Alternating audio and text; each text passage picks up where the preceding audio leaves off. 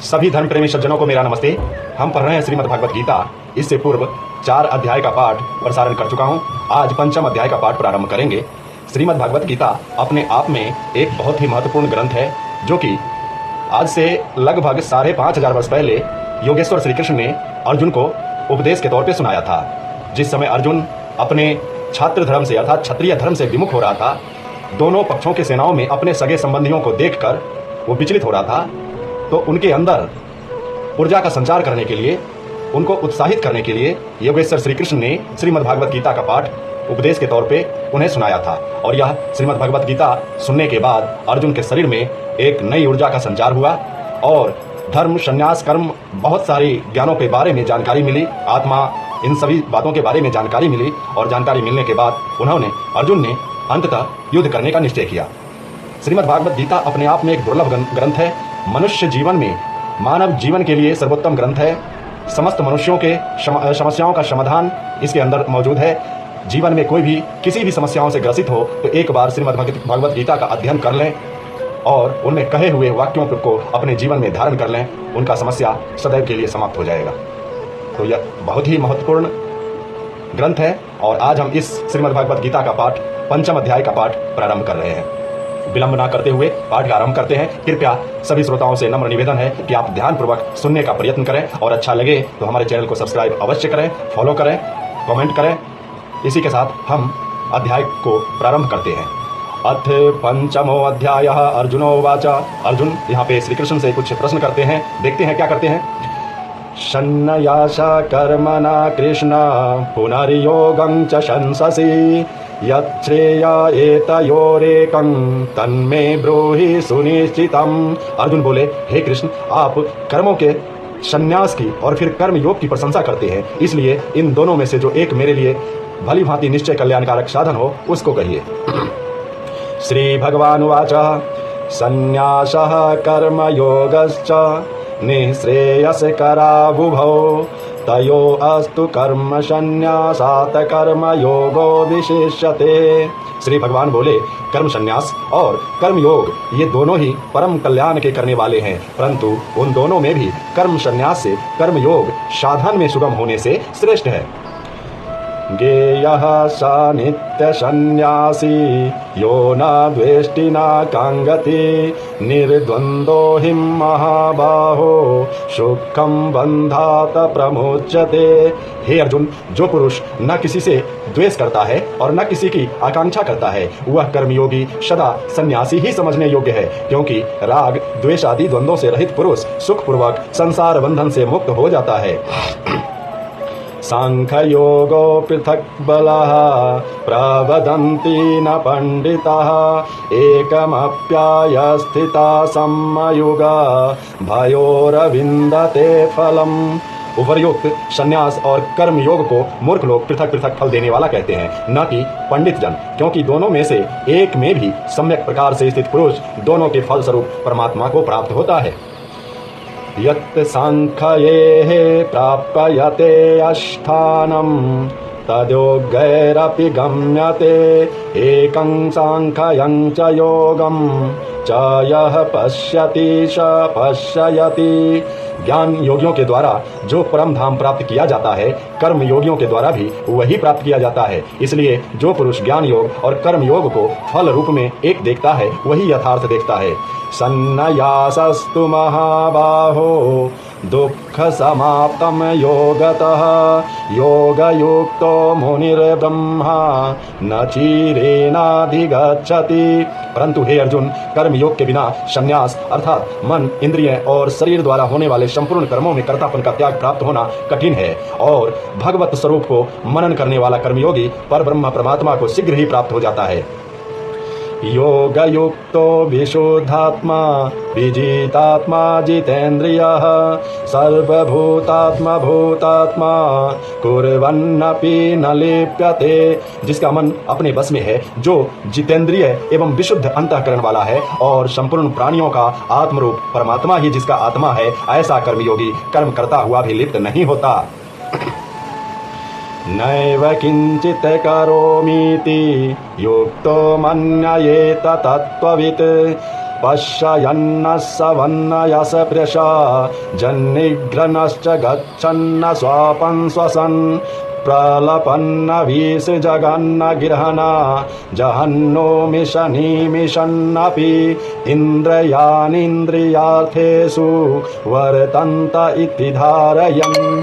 तत्व को जानने वाला सांख्य योगी तो देखता हुआ, सुनता हुआ, स्पर्श करता हुआ, सूंघता हुआ, भोजन करता हुआ, गमन करता हुआ, सोता हुआ, श्वास लेता हुआ, बोलता हुआ, त्यागता हुआ, ग्रहण करता हुआ तथा आंखों को खोलता और मूंदता हुआ भी सब इंद्रियां अपने अपने अर्थों में बरत रही है।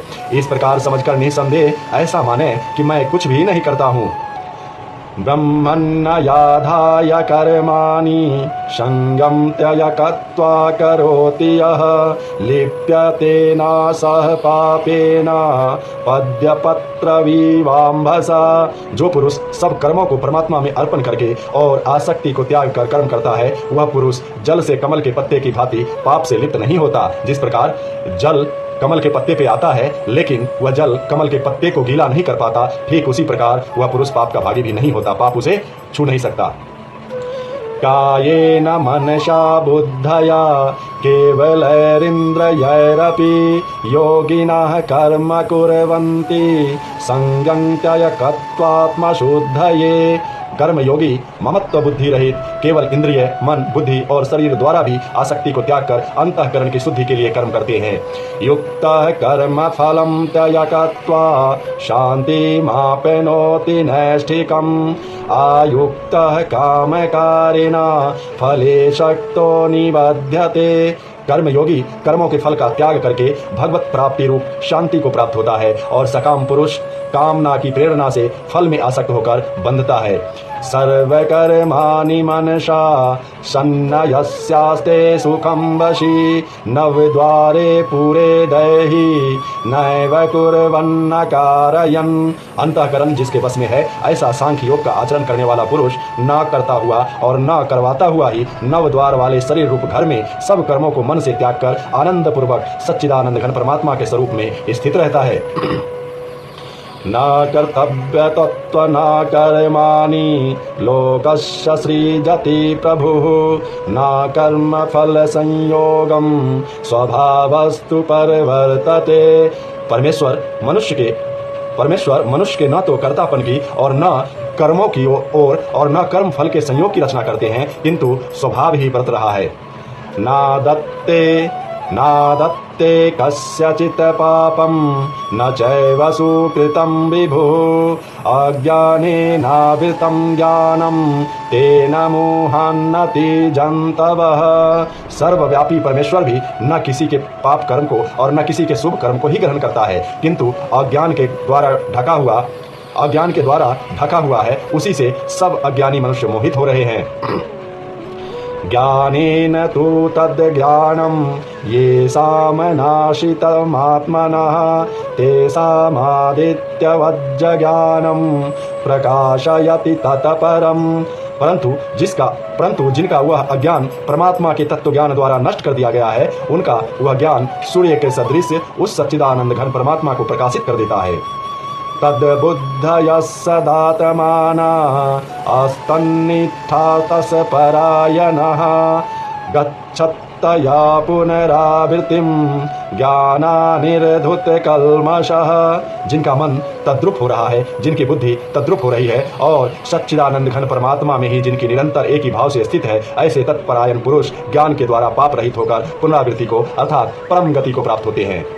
विद्या विनय संपन्ने ब्राह्मणे गविहस्तिनः शुनि चैव स्वपाके च पंडिताः समदर्शिनः।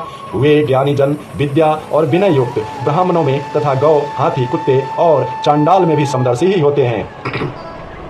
इहैव तैर्जितः सर्गो येषां साम्ये अस्थितं मनः निर्दोषं हिंसमं ब्रह्म तस्माद् ब्रह्मणि ते अस्थिता। जिनका मन समभाव में स्थित है, उनके द्वारा इस जीवन अवस्था में ही संपूर्ण संसार जीत लिया गया है, क्योंकि सच्चिदानंद घन परमात्मा निर्दोष और सम है। इससे वे सच्चिदानंद घन परमात्मा में ही स्थित है। न प्रहृष्येत् प्रियतम न प्रहर्षयेत प्रियं परायः नो द्विजेत प्राप्य च प्रियं स्थिरबुद्धिर्सम्मूढो ब्रह्मविद् ब्रह्मणि अस्थितः। जो पुरुष प्रिय को प्राप्त होकर हर्षित नहीं हो और जो अप्रिय प्राप्त होकर उद्विग्न न हो, वह स्थिर बुद्धि संशय रहित ब्रह्मवेत्ता पुरुष सच्चिदानंद घन पर ब्रह्म परमात्मा में एक ही भाव से नित्य स्थित है। ब्रह्म यस परशेष शतात्कात्मा विदन्तयात्मनि यत सुखम स ब्रह्म योग युक्तात्मा सुखम क्षयमाश्रुते। बाहर के विषयों में आसक्ति रहित अंतःकरण वाला साधक आत्मा में स्थित जो ध्यान जनित सात्विक आनंद है उसको प्राप्त होता है। तदनंतर वह सच्चिदानंद घन पर ब्रह्म परमात्मा के ध्यान रूप योग में अभिन्न भाव से स्थित पुरुष अक्षय आनंद का अनुभव करता है। ये ही संसपर्शजा भोगा दुःखयोनय एव ते आद्यन्तवन्तः कौन्तेय न ते सुरमते बुद्धः। जो ये इंद्रियें तथा विषयों के संयोग से उत्पन्न होने वाले सब भोग हैं, यद्यपि विषयी पुरुषों को सुख रूप भासते हैं और भी दुख के ही हेतु हैं और आदि अंत वाले अर्थात अनित्य हैं। इसलिए हे अर्जुन, बुद्धिमान विवेकी पुरुष उनमें नहीं रमता। शक्रोऽतिहैव यः सोढुं प्राक्य शरीर विमोक्षणात् कामक्रोधोदवं वेगं सयुक्तः स सुखी नरः। जो साधक इस मनुष्य शरीर में शरीर का नाश होने से पहले पहले ही काम क्रोध से उत्पन्न होने वाले वेग को सहन करने में समर्थ हो जाता है, वही पुरुष योगी है और वही सुखी है। यो अन्तः सुखो अन्तरारामयस्थान्तर ज्योतिरेव यः स योगी ब्रह्मनिर्वाणं ब्रह्मभूतो यधिगच्छति। जो पुरुष अंतर आत्मा में ही सुख वाला है, आत्मा में ही रमन करने वाला है तथा जो आत्मा में ही ज्ञान वाला है, वह सच्चिदानंद घन पर ब्रह्म परमात्मा के साथ एक ही भाव को प्राप्त सांख्य योगी शांत ब्रह्म को प्राप्त होता है। लभन्नते ब्रह्म निर्वाण विषयः क्षीण कल्मषः छिन्न द्वैधा यतात्मानः सर्वभूतहिते रतः। जिनके सब पाप नष्ट हो गए हैं, जिनके सब संशय ज्ञान के द्वारा निवृत्त हो गए हैं, जो संपूर्ण प्राणियों के हित में रत है और जिनका जीता हुआ मन निश्चल भाव से परमात्मा में स्थित है, वे ब्रह्मवेत्ता पुरुष शांत ब्रह्म को प्राप्त होते हैं। काम क्रोध वियुक्तानां यतीनां यत चेतसाम् अभितो ब्रह्म निर्वाणं वर्तते विदितात्मनां।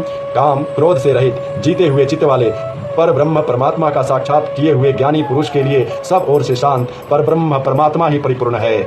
अस्पर्शान्न कृत्वा बहिर्बाह्याश्चक्षुष्वन्तरे भ्रुवोः प्राणापानौ समौ कृत्वा नासाभ्यन्तरचारिणौ यतेन्द्रियमनोर्बुद्धिर्निर्मोक्षपरायणः विगतेच्छाभयक्रोधयः सदा मुक्त एव स।